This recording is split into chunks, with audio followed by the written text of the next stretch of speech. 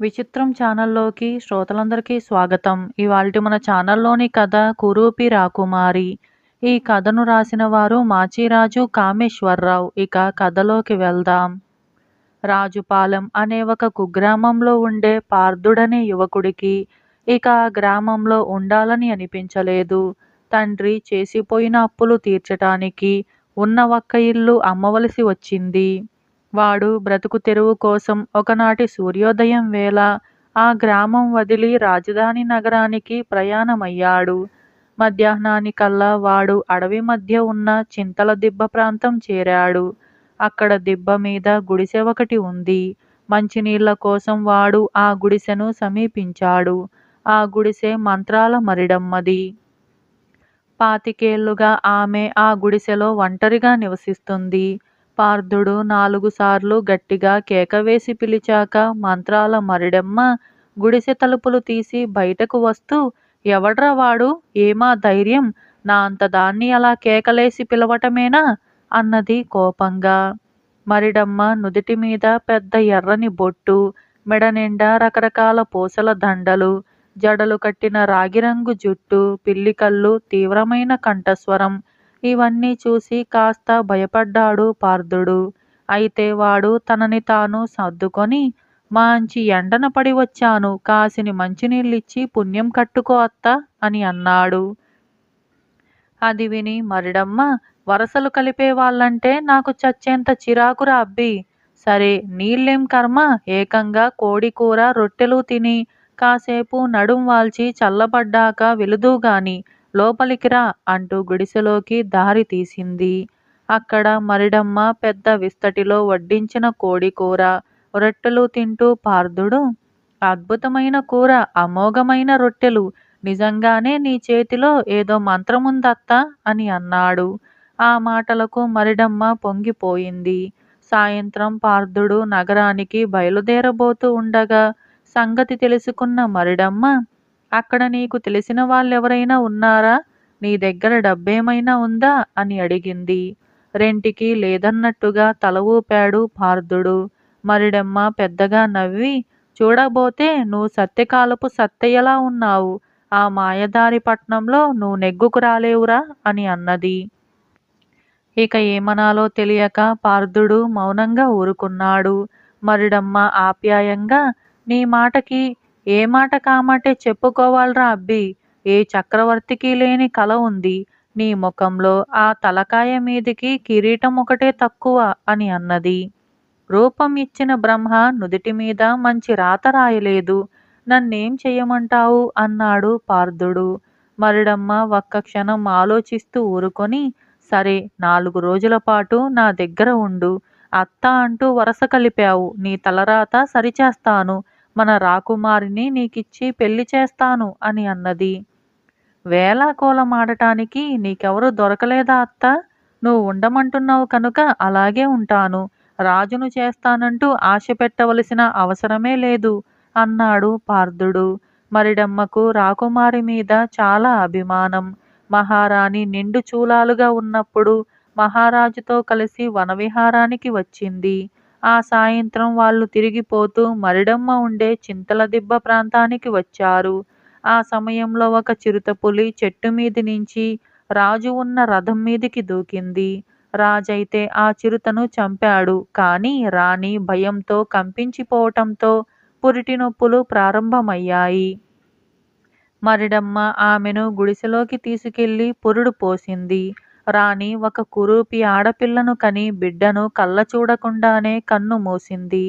రాజుగారు ఆ కురూపి తన బిడ్డగా నలుగురికి చూపించటం ఇష్టం లేక అంతఃపురంలోని ఒక రహస్య మందిరంలో ఉంచి బయటి ప్రపంచం తెలియకుండా పెంచాడు. ఆ కురూపి రాకుమారి ఇప్పుడు యుక్త వయస్కురాలై రాజుగారికి ఆమె వివాహం గడ్డు సమస్యగా తయారైంది. పురుడు పోసిన అభిమానంతో మరిడమ్మ అప్పుడప్పుడు రాజభవనానికి వెళ్ళి రాకుమారిని పలకరించి వస్తూ ఉంటుంది. మర్నాడు తెల్లవారుతూనే మరిడమ్మ పంజరంలో ఉన్న ఒక రామచిలకను తీసుకొని రాజుగారి దగ్గరకు వెళ్ళింది. రాజు ఆమెను చూసి, ఏం మరిడమ్మ, చిలకను వెంట తెచ్చావేం అని అడిగాడు. నేను లోగడ వచ్చినప్పుడు రాకుమారి చిలక కావాలన్నది మహారాజా అంటూ బొంకేసింది మరిడమ్మ. రాకుమారి పంజరంలో ఉన్న చిలకను చూసి మురిసిపోతూ, దీనికోసం బంగారు పంజరం చేయిస్తానవ్వా అని అన్నది. హాయిగా అడవుల్లోనూ పళ్ళతోటల్లోనూ తిరిగే రామచిలుక నువ్వు బంగారు పంజరంలో బంధిస్తే సుఖంగా ఉండగలదా అన్నది మరిడమ్మ.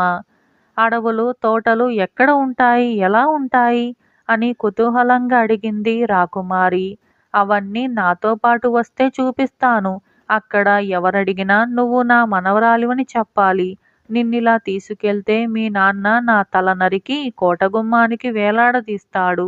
నిన్ను చిలకగా మార్చి నా వెంట తీసుకెళ్తాను. సరేనా అన్నది మరిడమ్మ. రాకుమారి సంతోషంగా అందుకొప్పుకుంది. మరిడమ్మ ఏదో మంత్రం చదవగానే రాకుమారి కాస్త చిలకగా మారిపోయింది. మరిడమ్మ పంజరంలోని చిలకను గవాక్షం గుండా వదిలిపెట్టి చిలకగా మారిన రాకుమారిని పంజరంలో పెట్టుకొని తిరుగు ప్రయాణమైంది. ఆమె గుడిసె చేరేసరికి సాయంత్రం కావస్తుంది. బయట నులక మంచం మీద పడుకొని ఉన్న పార్థుడు మరిడమ్మ వచ్చిన అలికిడికి ఎవరు అని అన్నాడు. నేనేరా అల్లుడు, ఏం చేశానని అనటం లేదు అన్నది మరిడమ్మ చిన్నగా నవ్వుకుంటూ. అత్తయ్య, నువ్వు గుడిసెలోంచి అటు వెళ్ళగానే నేనిక్కడ గుడ్డివాడినైపోయాను అంటూ బోరుమన్నాడు పార్థుడు. మరిడమ్మ వాడి భుజం తట్టి, దిగులు పడకు, నీకు తప్పక చూపొస్తుంది. ఇదిగో నా మనవరాలిని వెంట తెచ్చాను. దానికి వైద్యం తెలుసు, త్వరలో నీకు చూపొచ్చేలాగా చేస్తుంది అని అన్నది. మరిడమ్మ ఏదో మంత్రం చదివి రామచిలుకను రాకుమారిగా మార్చి ఒక చిన్న పాత్రలో ఏదో పసరు ఇచ్చి, మా వాడికి చూపు పోయింది. మా వాడి కళ్ళకు ఈ పసరు రాయి, నాకవతల పనులున్నాయి అంటూ గుడిసెలోకి వెళ్ళిపోయింది. పార్థుణ్ణి చూస్తూనే రాకుమారి చాలా ఆశ్చర్యపోయింది. సృష్టిలో అంత అందమైన వాళ్ళుంటారని ఆమె ఏనాడూ ఊహించలేదు. అయితే అంత అందగాడికి చూపు లేకపోవటం ఆమెను ఎంతగానో బాధించింది. రాకుమారి మరిడమ్మ ఇచ్చిన ఆకుపసరు కళ్ళకు పూస్తూ ఉంటే పార్థుడు, ఎవరు నువ్వు అంటూ ఆమె చెయ్యి పట్టుకున్నాడు. మరిడమ్మ మనవరాలిని. నేను రాసే మందుకు కళ్ళేమైనా మండుతున్నాయా అని ఆప్యాయంగా అడిగింది రాకుమారి. అదేం లేదు అన్నాడు పార్థుడు చిన్నగా నవ్వుతూ. మరిడమ్మ రాకుమారికి రామచిలుకగా మారటం, తిరిగి మామూలు రాకుమారిగా మారటం ఎలాగో ఆ మంత్రం చెప్పింది. రాకుమారి చీకటి పడే సమయానికి చిలకగా మారి తన అంతఃపురానికి ఎగిరిపోయింది. మర్నాడు మధ్యాహ్నం వేళకు రాకుమారి వచ్చింది. వస్తూనే ఆమె పార్థుడికి పసరు రాసింది. ఈ విధంగా 10 రోజులు జరిగింది. తనకు వైద్యం చేస్తున్న మరిడమ్మ మనవరాలు తన పక్కన లేకుండా జీవించలేనేమో అన్న భయం పట్టుకుంది పార్థుడికి. ఒకరోజు రాత్రి వాడు మరిడమ్మతో, అత్త, కంటి చూపు తిరిగి వస్తే ఆ చలవ నీ మనవరాలిదే. ఆమెకు అభ్యంతరం లేకపోతే పెళ్లి చేసుకుంటాను అని అన్నాడు. అదేమిట్రా అబ్బి, నీకు రాకుమారితో పెళ్లి జరగాలని అనుకుంటున్నాను కదా అన్నది మరిడమ్మ. నాకు ఏ రాకుమారి అవసరం లేదు.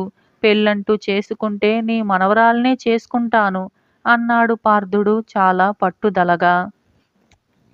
మర్నాడు వచ్చిన రాకుమారితో మరిడమ్మ పార్థుడన్న మాటలు చెప్పింది. అంతటి అందగాడికి నేను తగను అవ్వ అన్నది రాకుమారి తల వంచుకొని. మా వాడికి చూపు రాదనే కదా నీ భయం అన్నది మరిడమ్మ.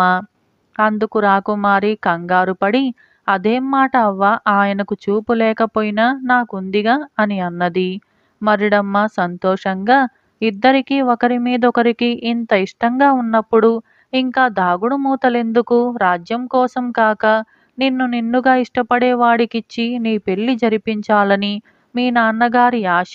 ఇక పార్థుడికి కళ్ళు కనిపిస్తాయిలే అని అన్నది. రాకుమారి ఆనందంగా తన భవనానికి వెళ్ళిపోయింది. మర్నాడు తిరిగి ఆమె రాగానే మరిడమ్మ పార్థుడితో, అల్లుడు, నా మనవరాలొచ్చింది, పెళ్లి ముహూర్తం కూడా పెట్టేశాను. ఒకసారి నీ కాబోయే భార్యను చూడు అంటూ మంత్రం చదివి పార్థుడి కాళ్ళను తాకింది. పార్థుడు కళ్ళు తెరిచి, ఆహా, నాకు చూపొచ్చింది అంటూ మరిడమ్మ పక్కనే ఉన్న కురూపి రాకుమారిని చూసి చప్పున తలదించుకున్నాడు. నా మనవరాలి రూపం నీకు నచ్చలేదా ఏం అని అడిగింది మరిడమ్మ. నీ మనవరాలంటే నాకు పంచ ప్రాణాలు. అయితే ఆమె వికార రూపం అంటూ నసిగాడు పార్థుడు. మరిడమ్మ ఒక చిన్న అద్దం తెచ్చి పార్థుడికిచ్చింది. పార్థుడు అందులో తన ముఖం చూసుకొని భయంతో కెవ్వుమంటూ అరిచాడు. వాడి రూపం వికృతంగా మారిపోయింది. అల్లుడు, ఇప్పుడు చెప్పు, నా మనవరాలు నీకు తగిన జోడే కదా అంటూ నవ్వింది మరిడమ్మ. పార్థుడు తల వంచుకొని కొద్దిసేపు ఆలోచించి, అత్త, నాలో ఉన్న మూర్ఖత్వాన్ని పారద్రోలావు.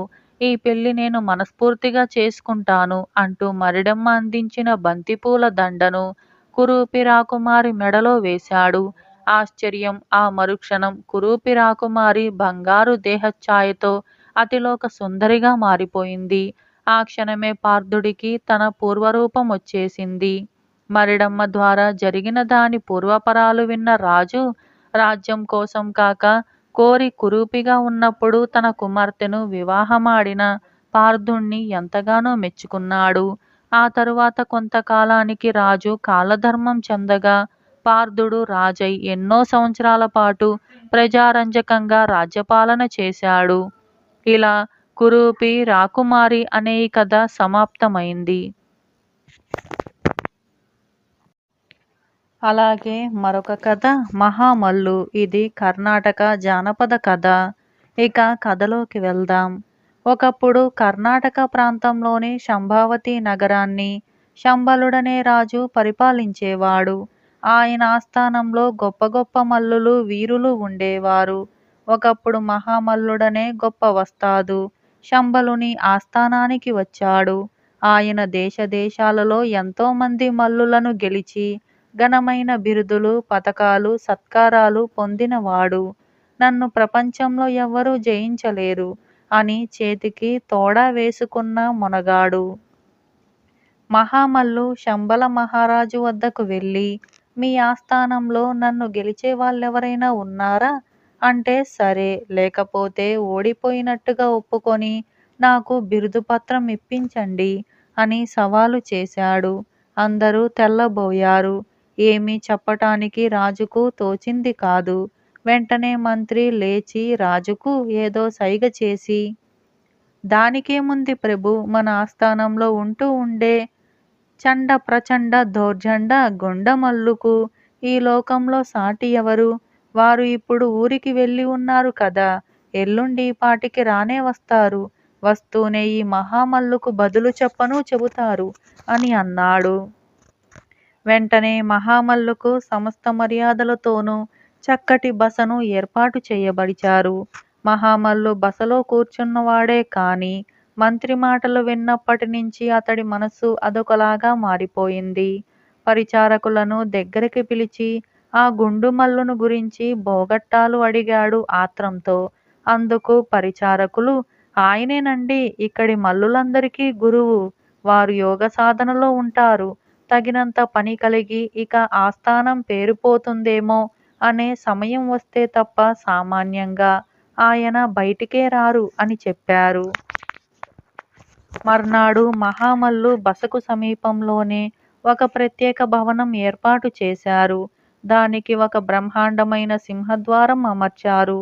అది చూసి ఆశ్చర్యపడి, ఏమిటి అని అడిగాడు మహామల్లు. అందుకు సేవకులు, ఏమున్నదండి, మా గుండుమల్లు గారు దయచేస్తారు. మామూలు గుమ్మం సరిపోదు వారికి. అందుకనే ఆ సింహద్వారము, ఆ భవనమును అని బదులు చెప్పారు. భవనాన్ని సిద్ధం చేసే పని వాళ్లతో మేస్త్రి, ఒరేయ్, బాగా గట్టిగా దిమ్మిస కొట్టండి. మన గుండుమల్లు గారు గనుక అడుగులు వేశారంటే నేల దిగబడిపోయి గోతులు పడుతుంది సుమా, జాగ్రత్త అంటూ మాటిమాటికి హెచ్చరిక చేయసాగారు. మహామల్లు చూస్తూ ఉండగానే గంగాలాల నిండా బాదం పప్పులు, వస్తాదులు తినే పదార్థాలు వచ్చి పడుతున్నాయి. ఈ అట్టహాసమంతా కనిపెడుతూనే ఉన్నాడు మహామల్లు. ఆ మర్నాడు గుండుమల్లు గారు ఈ కొత్త భవనంలో దిగుతారన్న వార్త నగరమంతటా మారుమోగింది. అన్నట్టుగానే మరుసటి ఉదయానికల్లా 28 గుర్రాలు లాగేటటువంటి ఒక చిత్రమైన పెద్ద బండి వచ్చి భవనం వాకిట నిలిచింది. ఆ తరువాత మంత్రి ఏర్పాటు చేసిన ప్రకారం పరివారమంతా చండ ప్రచండ దోర్దండ గుండుమల్లుగారికి జై అంటూ పెద్దగా ఘోష పెట్టారు. మల్లుగారికి స్వాగతమివ్వటానికని మహారాజు గారు స్వయంగా ఆ బండి వద్దకు వచ్చారు. ఇంతలో ఒక భటుడు రాజుగారి వెంట ఉన్న మంత్రి దగ్గరకు వచ్చి, అయ్యా, మహామల్లుడు బసలో లేడు, ఎటో వెళ్ళిపోయినట్టుగా కాపలా వాళ్ళు చెబుతున్నారు అని అన్నాడు. అప్పుడు మంత్రి చిన్నగా నవ్వి రాజుతో, మహారాజా, మన పథకం పారింది. ఆ మహామల్లు ఈసరికి మన రాజ్య సరిహద్దులని దాటుతూ ఉంటాడు అని అన్నాడు. ఇలా మహామల్లు అనే ఈ కథ సమాప్తమైంది. బ్రతుకు తెరువు. ఈ కథను రాసిన వారు సూరిశెట్టి కృష్ణవేణి. ఇక కథలోకి వెళ్దాం. ఒక నగరంలో ఒక విద్యావంతుడు ఉండేవాడు. అతను గర్భదరిద్రుడు. అందుచేత అతను ఎలాగైనా రాజుగారి కొలువులో ఉన్న చిన్న ఉద్యోగాన్ని సంపాదించటానికి ఎన్నో ప్రయత్నాలు చేశాడు. అయితే అతనికి రాజదర్శనం కాలేదు సరే కదా, రాజుగారి దివాణంలో పనిచేసే ఉద్యోగుల ఆశ్రయం కూడా దొరకలేదు. కానీ తాను ఎలాగైనా బ్రతకాలి, కూటి కొరకు కోటి విద్యలని అన్నారు. ఆ కోటిలో ఏదో ఒకటి ఎన్నుకుంటే తప్ప అతనికి పొట్ట గడవదు. ఒకరోజు అతను ఊరికి దూరంగాను అడవికి దగ్గరగాను 2 గోరీలు ఉండటం గమనించాడు. వాటి చుట్టూ పుట్టలు పొదలు పెరిగి ఉన్నాయి. ఆ గోరీలను చూడగానే విద్యావంతుడికి ఒక ఆలోచన వచ్చింది. అతను శ్రమపడి గోరీల చుట్టూ పెరిగి ఉన్న పొదలను కొట్టేసి చుట్టూ ఉన్న ప్రదేశం చదును చేసి ముగ్గులు పెట్టి గోరీల మీద తులసి మొక్కలు తెచ్చిపెట్టి గోరీలను రోజు పూలతో అలంకరించి పూజిస్తూ రాసాగాడు. ఊరి ప్రజలు ఊరి బయట దేవాలయానికి వచ్చినప్పుడు, అరణ్య మార్గాన పొరుగురికి పోయేటప్పుడు ఈ గోరీలను చూసి ఆశ్చర్యపడి ఆగి అక్కడే కుటీరం వేసుకొని నివసిస్తున్న విద్యావంతుణ్ణి అడిగారు. ఇవి రాజుగారి పూర్వీకుల గోరీలు. శిథిలావస్థలో ఉండిన వీటిని చూసి రాజవంశం మీది గౌరవం కొద్దీ వీటిని పునరుద్ధరించి వీటి పోషణ చేస్తున్నాను, వీటికి పూజా పునస్కారాలు చేస్తున్నాను అన్నాడు విద్యావంతుడు. అతని మాటలు ప్రజలు నమ్మారు. ఎందుకంటే గోరీలు చక్కగా వెళ్ళవేసి ఉన్నాయి. వాటి మీద తులసి మొక్కలు దీపారాధన ఉన్నాయి. అవి నిజంగా రాజవంశం వారివి కాకపోతే ఈ మనిషి వాటి పట్ల అంత భక్తి శ్రద్ధలు ఎందుకు చూపుతాడు?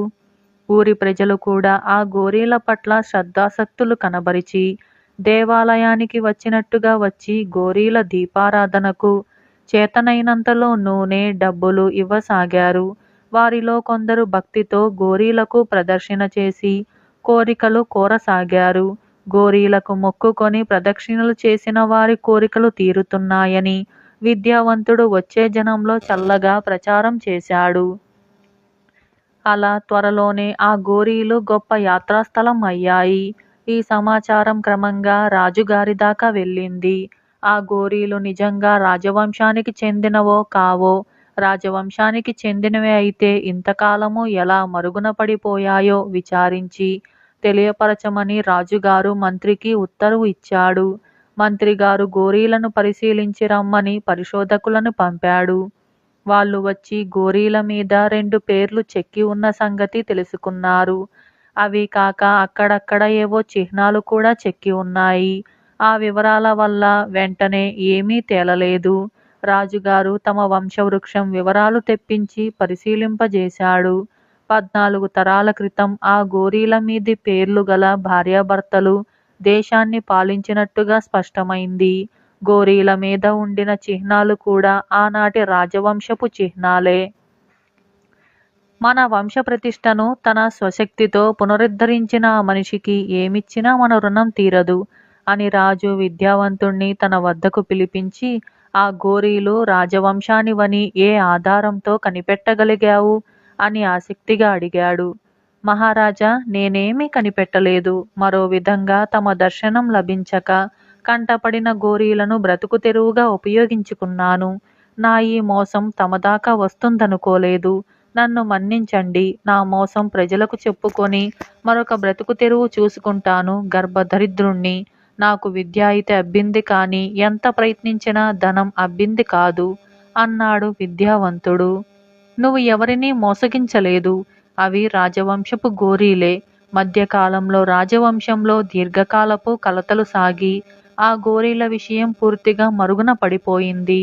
తెలుసో తెలియకో నువ్వు వాటిని ఉద్ధరించి మాకు చాలా మేలు చేశావు. నీకు అసలు రాజదర్శనం ఎందుకు కావలసి వచ్చింది అని రాజు అడిగాడు. చెప్పాను కదా మహారాజా, కటిక దరిద్రుణ్ణి. నేను చదువుకున్న చదువు నాకు తమ కొలువులో చిన్నపాటి ఉద్యోగం ఇస్తుందేమోనని ఎంతగానో ఆశపడ్డాను. నా ఆశ తీరలేదు అన్నాడు విద్యావంతుడు. నీ ఆశ తప్పక తీరుతుంది. నీకు నా కొలువులో మంచి జీతంతో ఉద్యోగంతో పాటు మాన్యం కూడా ఇప్పిస్తాను అన్నాడు రాజు. ఆ విధంగా కాకతాళీయంగా ఆ విద్యావంతుడు తన ఉదరపోషణ చూసుకునే ప్రయత్నంలో రాజవంశానికి గొప్ప మేలు చేసి రాజాదరణకు పాత్రుడై ప్రసిద్ధి చెందాడు. ఇలా బ్రతుకు తెరువు అనే ఈ కథ సమాప్తమైంది. అలాగే మరొక కథ దూరపు కొండలు. ఈ కథను రాసిన వారు ఎస్విఆర్ సత్యనారాయణమూర్తి. ఇక కథలోకి వెళ్దాం. వెంకయ్య ఇంటికి బండ్లతో ధాన్యం వచ్చి చేరటం చూసి వెంకయ్య కొడుకుతో పొరుగింటి అబ్బాయి ఆచారి, మీదిరా రాజులాంటి జీవితం, మీకే లోటురా, కావలసినంత పంట, కావలసినన్ని పాలు, లంకంత ఇల్లు అన్నాడు సగం ఈర్ష్యగా. వెంకయ్య కొడుకు రామం ఆ మాటకు నవ్వి, ఒరేయ్ ఆచారి, నువ్వు మాతో పాటు పొలంలో పనిచేయరాదా? రోజుకు 3 రూపాయలు ముట్టే ఏర్పాటు చేస్తాను. ఏడాది పొడుగునా అవసరం పడినప్పుడల్లా రా అని అన్నాడు. రోజుకు 3 రూపాయలనేటప్పటికీ ఆచారికి ఆశ పుట్టింది. తానుగా పనిచేయనక్కర్లేదు, సహాయంగా వెళితే చాలు. ఆ వేసవి అయిపోగానే మృగశిరా ప్రవేశంలో ఆకు పోయించవలసి వచ్చింది. 2 రోజులు బండి మీద వెళ్ళి గొడుగు వేసుకొని ఎండలో నిలబడి వెంకయ్య గారి ఆకు పోయించేశాడు ఆచారి. ఆ 2 రోజులకు రామం ఆచారికి 6 రూపాయలు ఇప్పించాడు. అంతేకాదు, ఎండవేళ పొలం నూతిగట్టున పాలికాపు ఇచ్చిన కొబ్బరికాయ నీరు మహా తియ్యగా ఉంది. 3 వారాల అవతల పొలం దమ్ము చేస్తే పని ప్రారంభమైంది. దగ్గర ఉండి ఆ పని చేయించమని వెంకయ్య గారు ఆచారిని అడిగారు. ఆచారి పొలంలోకి వెళుతూ ఉంటే చిన్న జల్లు పడింది.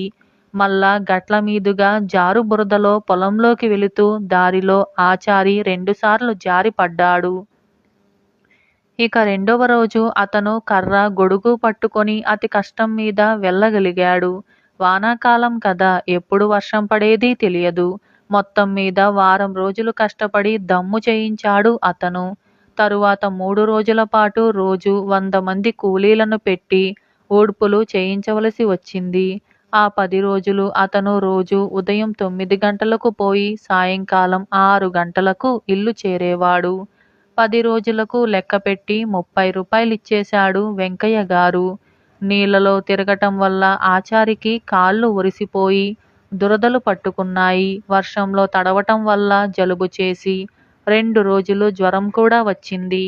వెంకయ్య గారి పొలంలో వేసినది అధిక దిగుబడి కల వరి వంగడం కావటం వల్ల చేను 90 రోజులకే కోతకు సిద్ధమైంది. కోతలకు ఆచారిని సాయం రమ్మన్నారు ఆచారి.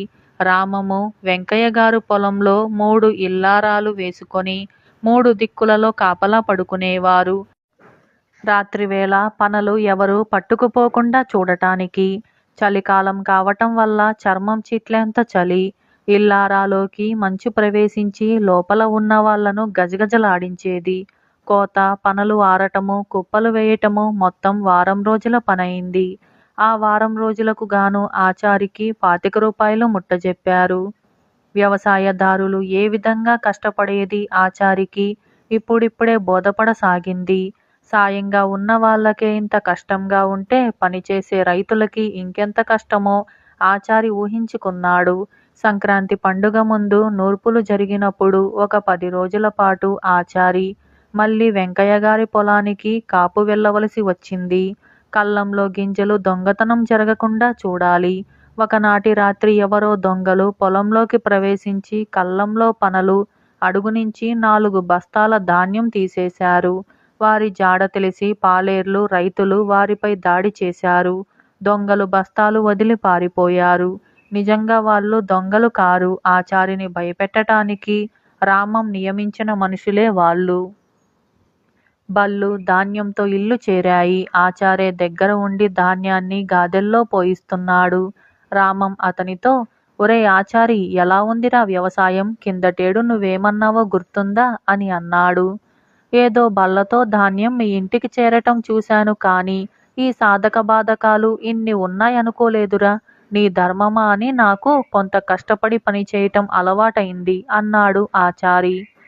రామం నవ్వుతూ, దూరపు కొండలు నునుపురా, ఎంత కష్టపడితే ఇలా సుఖపడుతున్నామో నీకర్థమైంది ఈనాటికి అని అన్నాడు. ఆచారి ఊర్లో ఉన్న అందరూ మోతుబరులకు వ్యవసాయంలో సహాయపడుతూ తన పొట్ట పోసుకోవటం నేర్చుకొని తన కాళ్ళ మీద తాను నిలబడే స్థితికి వచ్చాడు. ఇలా దూరపు కొండలు అనే ఈ కథ సమాప్తమైంది. కథ అడ్డం తిరిగిన కథ.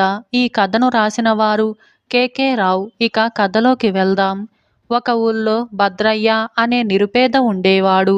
అతనికి ఏ విధంగానూ పొట్టగడవకపోయింది. రామాపురం అనే గ్రామంలో వాళ్ళు మూఢభక్తి జాస్తిగా గలవాళ్ళని విని భద్రయ్య తన స్వగ్రామం వదిలి ఆ ఊరు చేరాడు. అక్కడ అతను తన వేషభాషలు మార్చుకొని దైవభక్తుడిలాగా వ్యవహరించసాగాడు. త్వరలోనే ఆ ఊరి వాళ్లకు భద్రయ్యలో గురి కుదిరింది. అతను తేలిగ్గా అందరి ఆదరానికి పాత్రుడయ్యాడు. క్రమంగా భద్రయ్యకు దేవుడి కార్యకలాపాల్లో ప్రవేశం దొరికింది. అతనే చందాలు వసూలు చేసి 2 వారాలకొక వేడుక జరిపించేవాడు. ఇందువల్ల భద్రయ్యకు గొప్ప భక్తుడని పేరు రావటమే కాక అతని భుక్తికి ఏ లోటు లేకుండా జరిగిపోతుంది.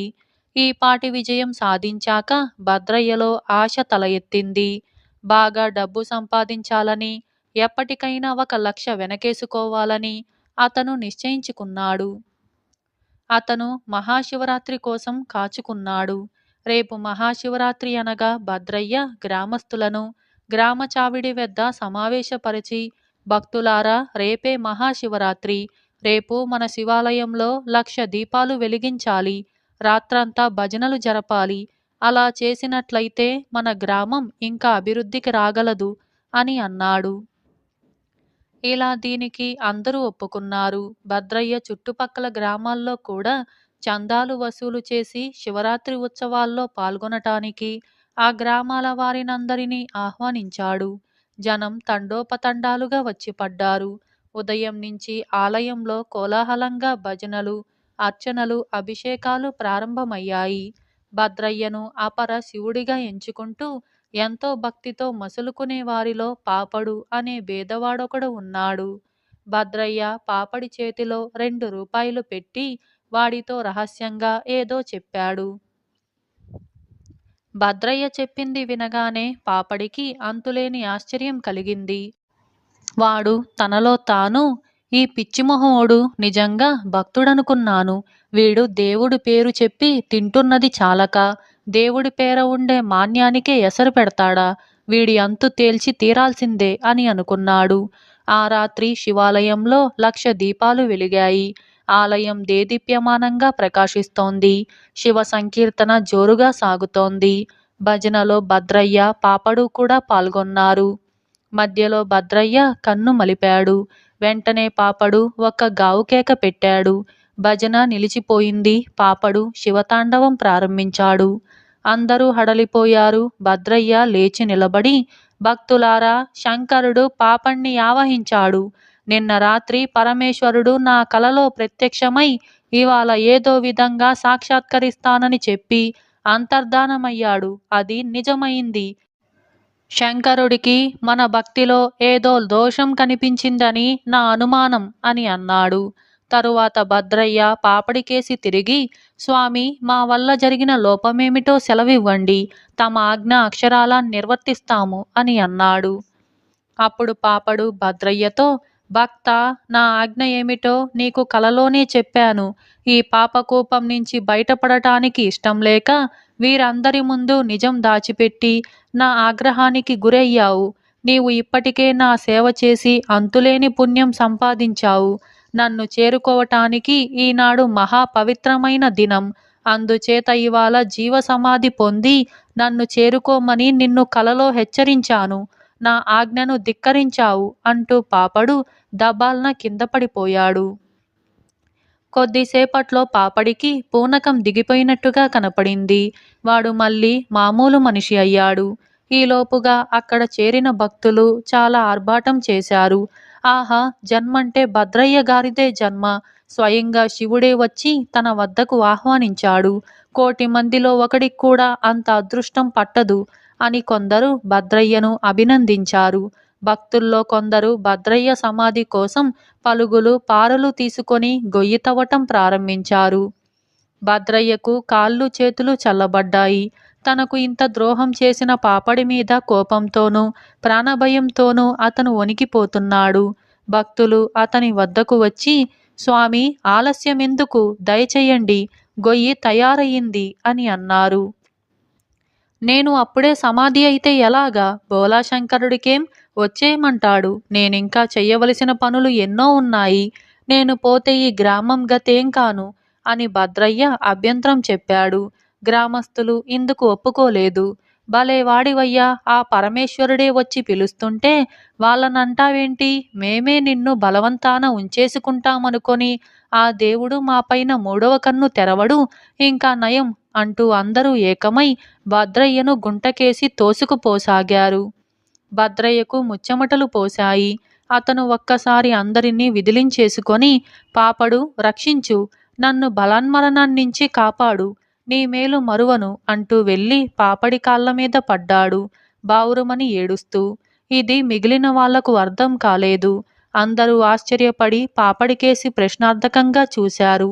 అప్పుడు పాపడు వాళ్లతో, అసలు సంగతి చెబుతాను వినండి. ఈ భద్రయ్య పొట్టచేత పట్టుకొని మన ఊరికి వచ్చి మనకు భక్తి మందు పోసి తన భుక్తి గడుపుకుంటూ వచ్చాడు. రాను రాను అయ్యవారికి ఆకలి హెచ్చింది. దేవుడి ఆస్తి అంతా దిగమింగాలన్న ఆశ పుట్టి ఈ ఉత్సవాలు ఏర్పాటు చేశాడు. నన్ను పిలిచి దేవుడు పూనినట్టుగా నటించాలని, దేవుడి మాన్యాలన్నీ తన పేర పెట్టమని చెప్పాలని నాకు రహస్య బోధ చేశాడు.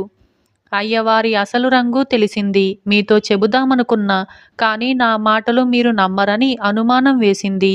అందుచేత ఈ నాటకమంతా ఆడాను అని అన్నాడు. గ్రామ పెద్ద భద్రయ్యను నిజం చెప్పమని అన్నాడు. భద్రయ్య వణికిపోతూ నిజం ఒప్పుకున్నాడు. ఇంతకాలం భక్తుడుగా చలామణి అయిన వాణ్ణి చూస్తూ చూస్తూ దండించలేక గ్రామస్తులు భద్రయ్యను తమ ఊరు నుంచి వెళ్ళగొట్టేశారు. ఇలా అడ్డం తిరిగిన కథ అనే ఈ కథ సమాప్తమైంది. అలాగే మరొక కథ, దయ్యాల దర్బారు. ఈ కథను రాసిన వారు సిహెచ్ విజయలక్ష్మి.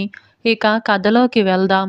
జపానులో ప్రాచీన వీరుల గాథలు పాటలు కట్టి పాడుకునేవాళ్ళు. వాటిని ప్రజలు విని ఆనందించేవారు. ప్రాచీన వీరుల్లో ఒక ప్రముఖుడు ఉండేవాడు. అతను సముద్రం మీద శత్రువులతో పోరుతూ చనిపోయాడు. అప్పుడతని భార్య శత్రువుల చేతికి చిక్కటం అవమానకరమని భావించి తన కొడుకుతో సహా సముద్రంలో దూకి ప్రాణాలు తీసుకుంది. హెల్బీ అనే గుడ్డివాడు ఏకతార మీద ఇలాంటి వీరగాథలు పాడుతూ డబ్బులు సంపాదించేవాడు. ఆ డబ్బులు దాచటానికి వాడికి ఇల్లు వాకిలి లేదు. అందుచేత వాడొక బౌద్ధ మఠం అధికారిని ఆశ్రయించి ఆయన అనుమతితో మఠం వసారా అరుగు మీద తనకున్న కొద్ది సామానులు పెట్టుకొని ఉంటూ ఉండేవాడు. మఠాధికారి అతడితో అప్పుడప్పుడు కబుర్లాడుతూ ఉండేవాడు. ఒకరోజు సాయంత్రం సూర్యాస్తమయం వేళ మఠం నిర్జనంగా ఉంది. హెల్బీ వసారా స్తంభాన్ని ఆనుకొని కూర్చొని చిన్నగా పాడుకుంటున్నాడు. ఆ సమయంలో ఎవరో వచ్చి వాడి చెయ్యి పట్టుకొని, హెల్బీ, నువ్వు చక్కని పాటలు పాడతావని మా రాజుగారికి తెలిసింది. ఆయనకు నీ పాటలు వినాలని ఉన్నదట. నిన్ను తన దగ్గరికి తీసుకురమ్మన్నారు. పోదాం పద అని అన్నాడు. రాజుగారు పిలుస్తూ ఉంటే వెళ్ళక తప్పదు కనుక హెల్బీ ఆ మనిషి యొక్క చెయ్యి పట్టుకొని నడుస్తూ వెళ్ళాడు. వాళ్ళు దర్బారు చేరుకున్నట్టుగా హెల్బీ గ్రహించాడు. ఎందుకంటే వాడికి ఆడవాళ్ల దుస్తులు రెపరెపలు వినిపించాయి. ఉత్తమ తరగతి స్త్రీల నుంచి వచ్చే పరిమళాలు వాడి ముక్కుకు తగిలాయి. హెల్బీని ఎత్తైన ఆసనం మీద కూర్చోబెట్టారు. సముద్ర యుద్ధంలో చనిపోయిన మహావీరుడి గాథను గానం చెయ్యమన్నది ఒక స్త్రీ. వాడు చక్కగా గొంతెత్తి ఆ పాటను భావయుక్తంగా పాడాడు. తనను ఆ పాటను పాడమన్న స్త్రీ పాట వింటూ వెక్కటమో ఏడవటమో వాటికి వినిపించింది. ఆ పాటలో వచ్చిన మహావీరుడి భార్యే ఆ స్త్రీ అని వాడికి తెలియదు.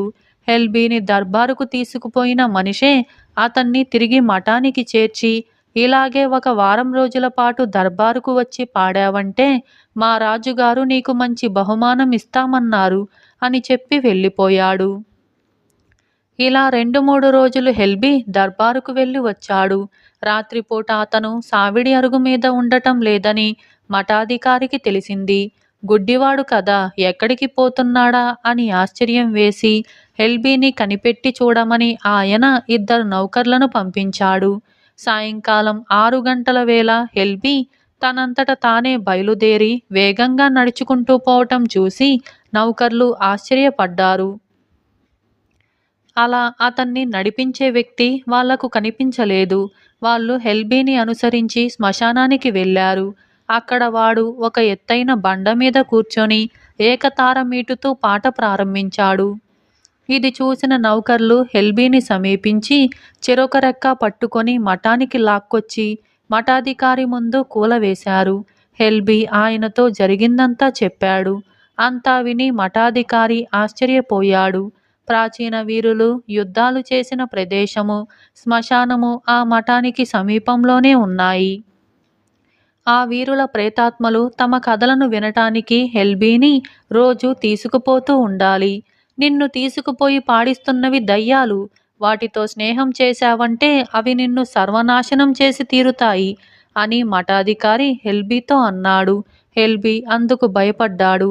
మఠాధికారి వాడికి ధైర్యం చెప్పి, ఈసారి ఆ వ్యక్తి నీ కోసం వచ్చినప్పుడు నువ్వు పలకనే వద్దు అని వాడి శరీరం అంతటా మంత్రాక్షరాలు రాశాడు.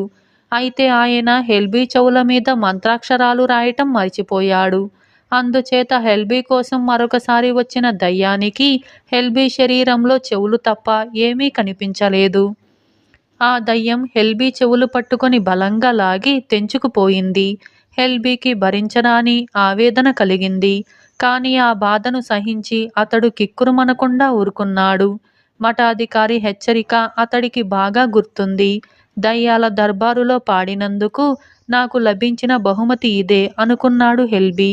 ఆ తరువాత దయ్యాలు అతని జోలికి రాలేదు.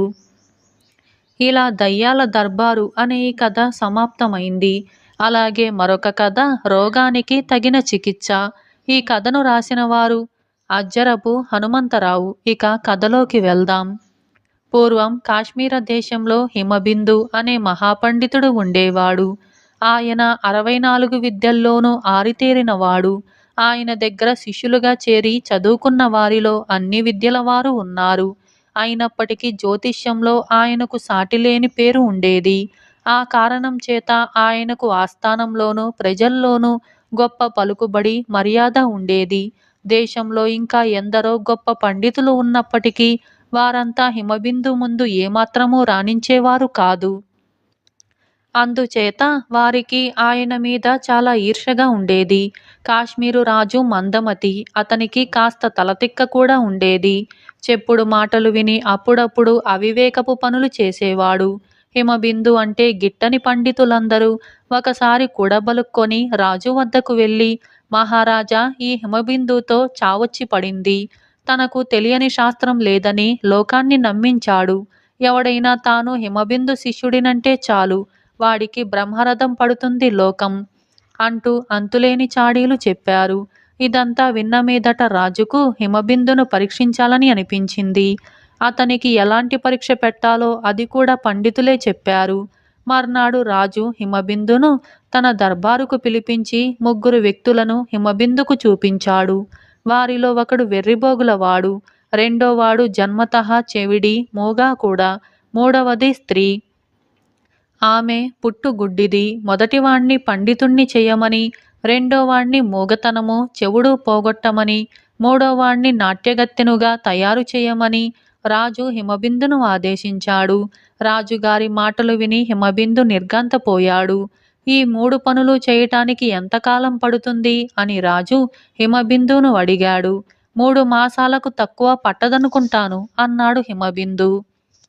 3 మాసాలు చాలునా అన్నాడు రాజు ఆశ్చర్యంతో. చాలు మహారాజా, 1 నెలపాటు వీరి హస్తరేఖలు, లలాటరేఖలు, గ్రహబలాలు పరీక్షించాలి. అటుపైన శిక్షణకైనా చికిత్సకైనా 2 మాసాలు చాలు అన్నాడు హిమబిందు. సరే, 3 నెలల అనంతరం కనిపించండి. అప్పటికి ఈ 3 పనులు పూర్తి కాని పక్షంలో మీకు దేశ బహిష్కరణ జరుగుతుంది. ఆ సంగతి గుర్తుంచుకోండి అన్నాడు రాజు. ఈ నెల గడిచాక హిమబిందు ఆ ముగ్గురిని వెంటబెట్టుకొని రాజుగారి దర్బారుకు హాజరయ్యాడు. వీళ్ళ హస్తరేఖలు, లలాటరేఖలు పరీక్షించారా అని రాజు ఆయన్ని అడిగాడు. పరీక్షించాను మహారాజా, వాటిలో ఒక్కటి కూడా వీళ్లకు అనుకూలంగా లేదు. ముఖ్యంగా గ్రహాలు అనుకూలించనప్పుడు నా ప్రయత్నం ఎందుకు పనికిరాదు అన్నాడు హిమబిందు. అయితే మీరు ఓడిపోయినట్టేనా అని రాజు అడిగాడు. నేను ఓడిపోవలసిన అవసరం లేదు. మంత్ర తంత్ర శాస్త్రాలలో గ్రహగతులను తప్పించే ప్రక్రియలు లేకపోలేదు. అలాంటి పనులు మన మహర్షులు అనేకసార్లు చేశారు. లలాట రేఖలను కూడా అవలేలగా మార్చవచ్చు. సత్యవంతుడి లలాట లిఖితాన్ని సావిత్రి మార్చలేదా? తమ సెలవైతే నేను మహావ్రతం ప్రారంభించి గ్రహగతులను మార్చేస్తాను అన్నాడు హిమబిందు. గ్రహాల గతులు మార్చటానికి నా అనుమతి దేనికి అన్నాడు రాజు. ఇది అంత తేలికైన విషయం కాదు. నేను గ్రహగతులను మార్చే వ్రతం పరిసమాప్తి అయ్యేలోగా 1000 మంది సుక్షత్రియ యువకులను, 1000 మేలుజాతి గోవులను బలి ఇచ్చి గ్రహశాంతి చేయవలసి ఉంటుంది. అంతకన్నా కూడా గొప్ప ప్రమాదం ఒకటి ఉంది. తమలాంటి గొప్ప జాతకులకు ఉచ్చులో ఉండి కాపాడుతున్న గ్రహాలు తమ గతులు మారినాక నీచలో పడి దారుణమైన కష్ట నష్టాలను కలిగించవచ్చు. ఈ మహాసభలో ఎవరో అదృష్ట జాతకులు ఉన్నారు.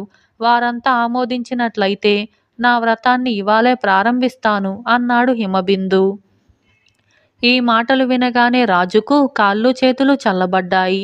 సభలో చాలా మందికి దడ పుట్టుకొచ్చింది. హిమబిందు అసాధారణ శక్తిమంతుడన్న నమ్మకం అందరికీ ఉంది. ఆయన జాతకాలు చూసి కోటీశ్వరులు బికారులైపోతారని చెబితే అక్షరాలా జరిగింది. ఆయన వైద్యం చేస్తే చావటానికి సిద్ధంగా ఉన్న వాళ్ళు లేచి తిరిగారు. అందుచేత ఆయన నోటి మాటలంటే అందరికీ గురి. మంత్రి రాజు చెవిలో ఏదో ఊదాడు.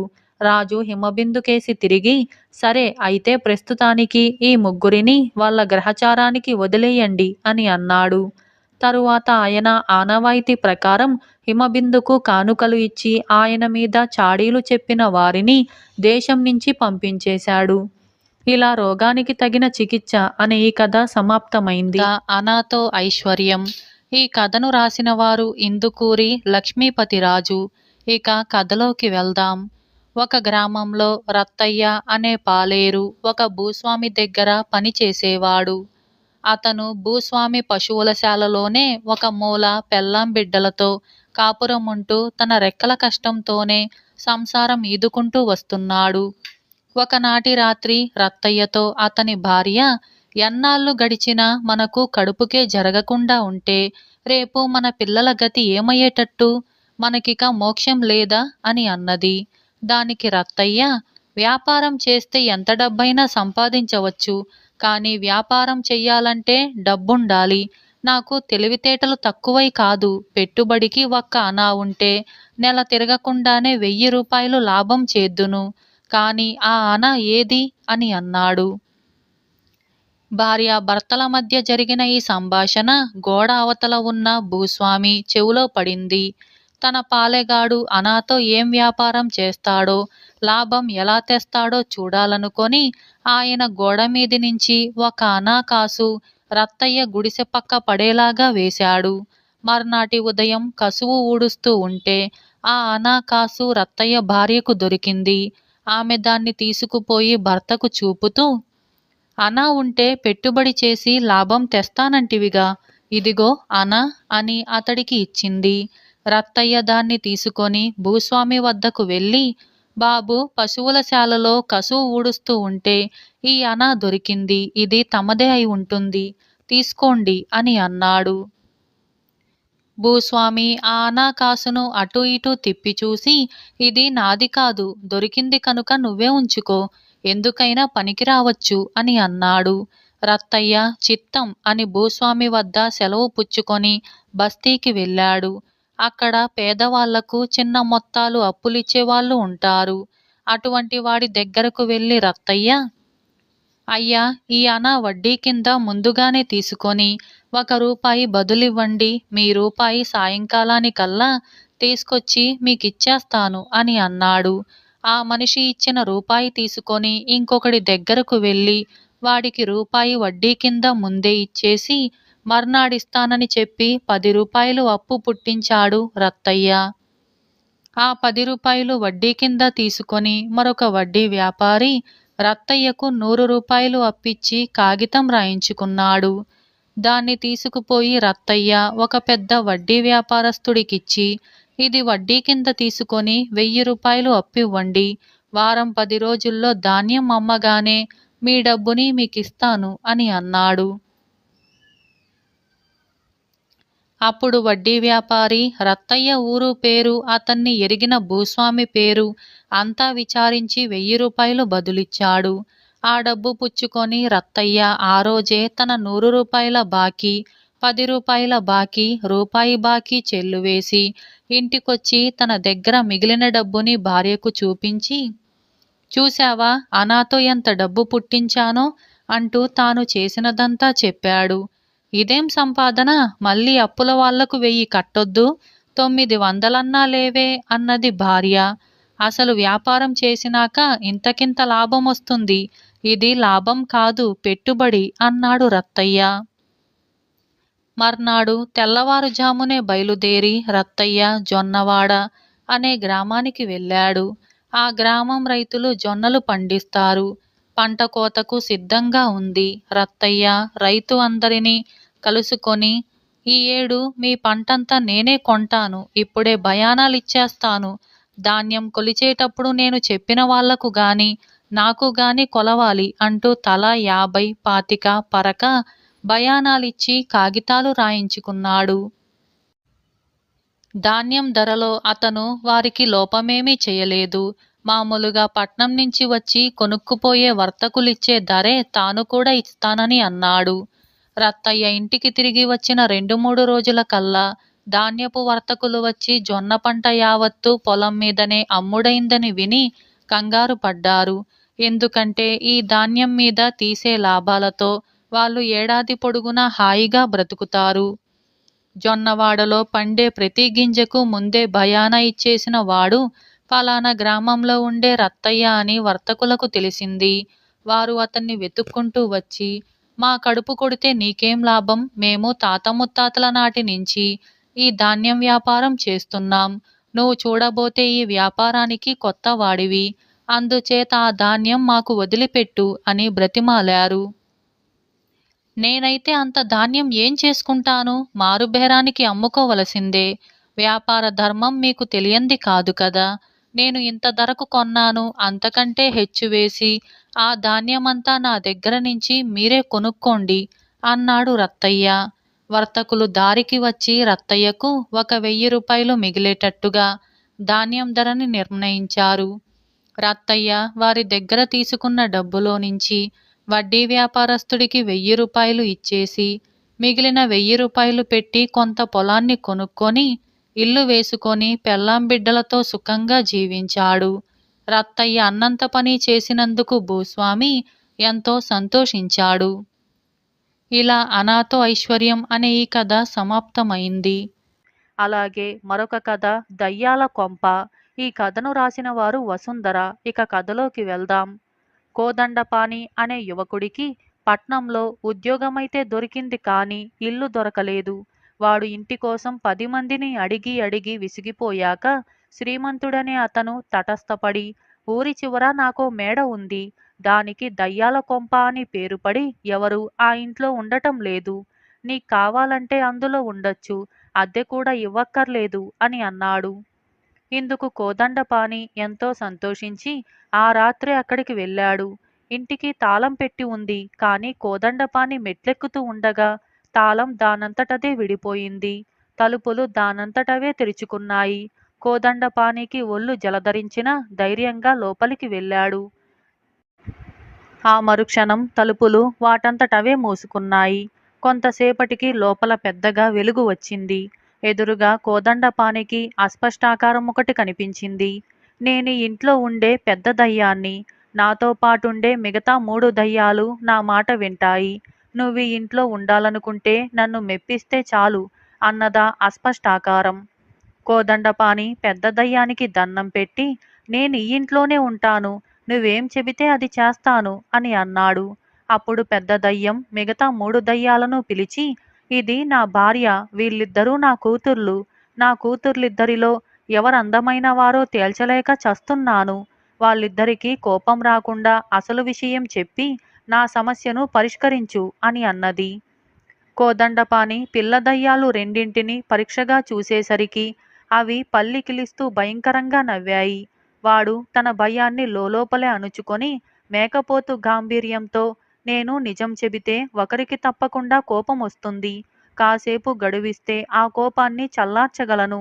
అందుకు నువ్వు ఒప్పుకుంటావా అని పెద్ద దయ్యాన్నడిగితే అది వెంటనే సరే అన్నది. కోదండపాణి పిల్ల దయ్యాల్లో ఒకదాన్ని వేలితో చూపుతూ, ఇద్దరిలోకి ఇదే అందమైనది. కాని ఇంత అందముండి ఇలా తల్లిదండ్రుల చాటున ఉండిపోవటమేమిటి? హాయిగా ఏ అడవిలోకైనా వెళ్ళిందంటే మగదయ్యాలు నేనంటే నేనని పోటీపడి మరి దీన్ని పెళ్లాడటానికి పోటీ పడతాయి అని అన్నాడు. అప్పుడా పిల్ల దయ్యం పెద్ద దయ్యంతో, ఈ మనిషి నిజం చెబుతున్నాడు, నేను అడవికి వెళ్ళిపోతాను అని తల్లిదండ్రుల కాళ్లకు నమస్కరించి ఎగిరి వెళ్ళిపోయింది. అయితే రెండవ పిల్ల దయ్యం కోదండపాణి మీద అలిగి ఇంట్లో ఒక మూలకు వెళ్ళిపోయింది. కోదండపాణి ఆ దయ్యం దగ్గరకు వెళ్ళి, నిజానికి నువ్వే అందగత్తెవు, ఆ విషయం చెబితే నువ్వు ఇంట్లో నుంచి వెళ్ళిపోతావు. మరి నాకు నిన్ను రోజూ చూడాలని కోరిక, అందుకే అబద్ధం చెప్పి దాన్ని బయటికి పంపేశాను అని అన్నాడు. పిల్ల దయ్యం ఈ మాటలకు కాస్త మెత్తబడి, అది సరే కాని మళ్ళీ నా అక్క ఇక్కడికి తిరిగి వస్తే ఏం చెయ్యాలి అని అడిగింది. మళ్ళీ అది ఇక్కడికి వస్తే దాన్ని చేసుకునేటందుకు మగదయ్యాలేవి ఇష్టపడలేదని అర్థం. అప్పుడది అందగత్తె కాదని నిర్ధారణ అవుతుంది. అలా జరగటం నీ అక్కకి ఇష్టముండదు. అందుకే మళ్ళీ ఈ ఇంట్లోకి అడుగు పెట్టదు అన్నాడు కోదండపాణి. నువ్వు నా కోపం తగ్గించటానికి అబద్ధం చెబుతున్నావు, నేను నిజంగా అందగత్తెను కాదు అన్నది దయ్యం వగలుపోతూ. నేనబద్ధాలు చెబితే అది నీ సంతోషం కోసమే కదా. అయినా నేను అందమైన వాళ్ళనే తప్ప అడ్డమైన వాళ్లను సంతోషపెట్టను అన్నాడు కోదండపాణి లేనిపోని కోపం నటిస్తూ. వెంటనే పిల్ల దయ్యం, నువ్వు నిజమే చెబుతుంటే నన్ను పెళ్లి చేసుకుంటావా అని అడిగింది. నేను మనిషిని, నువ్వు దయ్యానివి, మన పెళ్లి ఎలా సాధ్యం అన్నాడు కోదండపాణి భయంగా. నేను కావాలనుకున్నప్పుడల్లా మనిషిగా మారగలను, ఒక మనిషిని పెళ్లి చేసుకోవాలని కోరిక అన్నది పిల్ల దయ్యం. ఈలోగా పెద్ద దయ్యం కోదండపాణి వద్దకు వచ్చి, అమ్మాయికి సర్ది చెప్పావా, దాని కోపం తగ్గిందా అని అన్నది. నాన్న, నన్నియన పెళ్లి చేసుకునేటందుకు ఒప్పుకున్నాడు అన్నది పిల్ల దయ్యం. ఆ మాటలకు తండ్రి దయ్యం తల్లి దయ్యం రెండూ కూడా ఆనందం పట్టలేక కీచుమంటూ అరచి గంతులు వేయసాగాయి. మీ గంతులాపండి, పెళ్ళంటే ఊరికనే అయిపోయేది కాదు, నాకు కట్నం కావాలి అన్నాడు కోదండపాణి. అడగవయ్యా అడుగు, నా పిల్లలిద్దరికీ పెళ్లి చేయాలన్న కోరికతోనే కదా నేనిక్కడున్నది, నీకేం కావాలో అడుగు, తెచ్చిస్తాను అన్నది పెద్ద దయ్యం. నాకేమీ అక్కర్లేదు, ఈ ఇల్లు నాకిచ్చేస్తే చాలు అన్నాడు కోదండపాణి. సరే తీసుకో అన్నది పెద్ద దయ్యం. అయితే నేను నా భార్య మాత్రమే ఈ ఇంట్లో ఉంటాం, మీరిద్దరూ ఇక్కడ్నించి వెళ్ళిపోండి అన్నాడు కోదండపాణి. ఇది చాలా అన్యాయం, మేమిక్కడుంటే నీకేం నష్టం అన్నది పెద్ద దయ్యం. మీరిక్కడుంటే అంతా నేను ఇల్లరికం వెళ్ళానని అనుకుంటారు, అత్తమామల ఇంట్లో ఉంటూ వాళ్ళ సొమ్ము తింటున్నానని అంటారు. అయినా మీరిక్కడుంటే తప్ప బ్రతకలేరా అన్నాడు కోదండపాణి. నువ్వు నిజమే చెబుతున్నావు, మేము వెళ్ళిపోతాంలే, నా కూతురు కాపురం చక్కగా ఉంటే అదే 10,000 అంటూ పెద్ద దయ్యం భార్య దయ్యం అక్కడ్నించి కదిలాయి. తల్లి దయ్యం పిల్ల దయ్యానికి ఎన్నో నీతులు చెప్పి వెళ్ళింది. అంతా వెళ్ళిపోయాక నీ వాళ్ళందరినీ ఇంట్లోంచి పంపించేశానని బాధగా ఉంది నాకు అన్నాడు కోదండపాణి. నువ్వు మంచి పనే చేశావు, అమ్మానాన్నల కోరిక మా పెళ్ళి ఒక్కటే, మేము మనుషులుగా ఉన్నప్పుడు నాన్న మా ఇద్దరికీ పెళ్లి సంబంధాలు కుదుర్చుకొని వచ్చాడు. ఆ సమయంలో శ్రీమంతుడైన అతను నాన్నను మోసం చేసి మా పొలమంతా కాజేశాడు. పెళ్లిళ్ళాగిపోయాయి, డబ్బు లేకుండానే తమ పెళ్ళవుతుందని తన అందాన్ని నమ్ముకున్న మా అక్క పెళ్లి కొడుకు వద్దకు వెళ్ళి అవమానపడి వెనక్కు వచ్చి ఆత్మహత్య చేసుకుంది. ఆ దుఃఖంలో ఇంటిల్లపాది విషం మింగి చనిపోయాం. మా కుటుంబమంతా పగ తీర్చుకునేటందుకు శ్రీమంతుడు కొత్తగా కట్టిన ఇంట్లో దూరాం. ఇదే ఆ ఇల్లు. ఇప్పుడు అక్క ధైర్యంగా తన పెళ్లి తనే చేసుకుంటానని వెళ్ళింది. నా పెళ్లి నీతో జరిగింది. నాకిప్పుడు ఇక ఏ కోరికలు లేవు అంటూ పిల్లదయ్యం కోదండపాణిని మెచ్చుకుంది. ఇప్పుడిక నీకు ఏ కోరికలు లేకపోతే ఇంకా ఇలా దయ్యమై ఉండటమెందుకు అన్నాడు కోదండపాణి. అంతే పిల్లదయ్యం అక్కడ్నించి మాయమైంది. దాని ఆత్మ స్వర్గానికి పోయి ఉండాలి. కోదండపాణి ఆ రాత్రంతా అక్కడ సుఖంగా నిద్రపోయాడు. తెల్లవారగానే కోదండపాణి వెళ్ళి శ్రీమంతుడికి జరిగిందంతా చెప్పాడు. శ్రీమంతుడు వాణ్ణి మెచ్చుకొని, అన్ని విధాలా ప్రయోజకుడివైన నిన్ను నా అల్లుడుగా చేసుకోవాలనుంది. నీకు నా కూతుర్నిచ్చి పెళ్లి చేసి ఆ మేడను కట్నంగా ఇస్తాను. అయితే ఒక్కగానొక్క కూతురు. దాన్ని వదిలి మేముండలేము. మమ్మల్ని కూడా ఆ మేడలో ఉండనివ్వాలి అని అన్నాడు.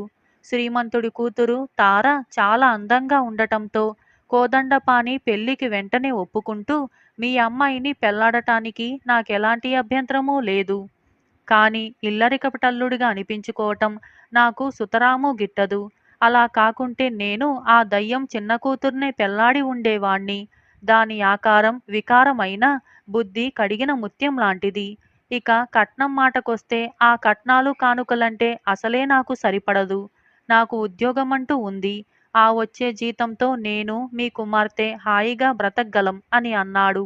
ఆ జవాబుతో శ్రీమంతుడికి చేసేది లేక, అయితే ఒక పని చెయ్యి. ఆ మేడకు దయ్యాల కొంప అన్న పేరు వచ్చింది కనుక ఎవరూ దానిలోకి అద్దెకు రారు. నువ్వు నీ భార్య అందులో ఉండండి అని అన్నాడు. ఇందుకు కోదండపాణి ఒప్పుకున్నాడు. తరువాత శ్రీమంతుడి కూతురుతో కోదండపాణి పెళ్లి ఘనంగా జరిగిపోయింది. ఇలా దయ్యాల కొంప అనే ఈ కథ సమాప్తమైంది. అలాగే మరొక కథ తెల్ల ఏనుగు.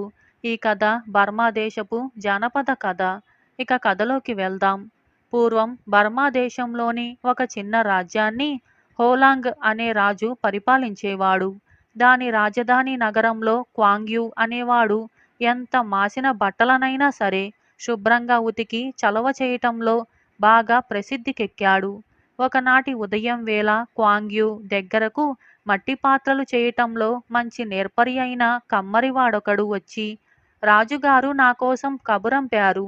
రాణిగారికి ఒంట్లో బాగోలేదట. ఆమె సేవించే మందులు తయారు చేయటానికి ప్రత్యేకమైన మట్టితో ఒక పాత్ర చెయ్యాలి అని అన్నాడు. అవునా, అదృష్టవంతుడివి. రాజదర్శనం అంటే మాటలా అన్నాడు క్వాంగ్యూ. అది నిజమే, కానీ ఆయన్ను దర్శించేటందుకు కాస్త శుభ్రంగా ఉన్న దుస్తులతో వెళ్ళాలి కదా.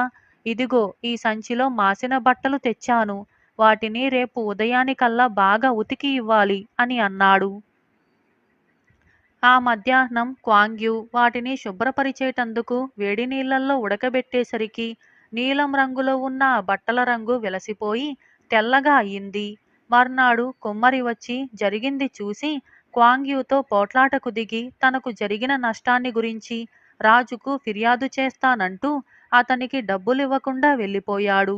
కుమ్మరి రాజప్రాసాదంలోకి వెళ్ళేసరికి రాజు, ఆహా, ఏం తెలుపు! బట్టల్ని మల్లెపువ్వంత తెలుపుగా ఉతికిన వాడెవడు అని కుమ్మరిని అడిగాడు. వాడు రాజుతో, ప్రభూ, మన నగరంలోనే క్వాంగ్యూ అనే బట్టలు ఉతికేవాడున్నాడు. వాడు దేన్నైనా సరే, ఆఖరుకు ఎలుకతోలునైనా సరే తెలుపుగా చేయగలడు. తమరు తెల్ల ఏనుగు కోసం ప్రయత్నిస్తున్నారు కదా. గజశాలలో ఉన్న ఏ ఏనుగునైనా వాడికి అప్పగించండి. వాడు దాన్ని తెల్ల ఏనుగుగా చేయగలడు అని అన్నాడు. రాజు వెంటనే క్వాంగ్యూ కోసం భటులను పంపాడు. వాడు వచ్చి రాజు చెప్పింది విని, ఇది కుమ్మరి తనకు హాని చేసేటందుకు వేసిన పథకం అని గ్రహించి రాజుతో, ప్రభు, ఒక్క ఏనుగునేమిటి, తమరాజ్ఞాపిస్తే గజశాలలో ఉన్న ఏనుగులన్నింటినీ తలతల్లాడే తెల్ల ఏనుగుల్ని చేయగలను. అయితే అందుకు ముందుగా ఏనుగును బట్టల్ని ఉతకిచ్చినట్లుగానే వేడి నీళ్లల్లో ఉడకబెట్టాలి. అందుకవసరమైన తొట్టెను అంతకుముందు తమ దర్శనానికి వచ్చిన కుమ్మరి చేత వేగిరం తయారు చేయించండి అని అన్నాడు. మరుక్షణం రాజు కుమ్మరిని రప్పించి, ఒరేయ్, రేపు సూర్యోదయానికల్లా ఏనుగు నిలబడటానికి వీలైనంత పెద్ద తొట్టెను చేసి తీసుకురా. అలా తేకపోయావో నిన్ను రాజ్యం నుంచి బహిష్కరిస్తాను అని అన్నాడు. ఇది క్వాంగ్యూ పన్నిన పన్నాగం అని తెలుసుకొని చేసేది లేక కుమ్మరి ఇంటికి పోయి ఆ రాత్రంతా ఇంటిల్లపాదిని మట్టి మోయటానికి, అడుసు తొక్కటానికి సాయంగా తీసుకొని తెల్లవారుతూ ఉండగా తొట్టెతో రాజుగారి వద్దకు వచ్చాడు.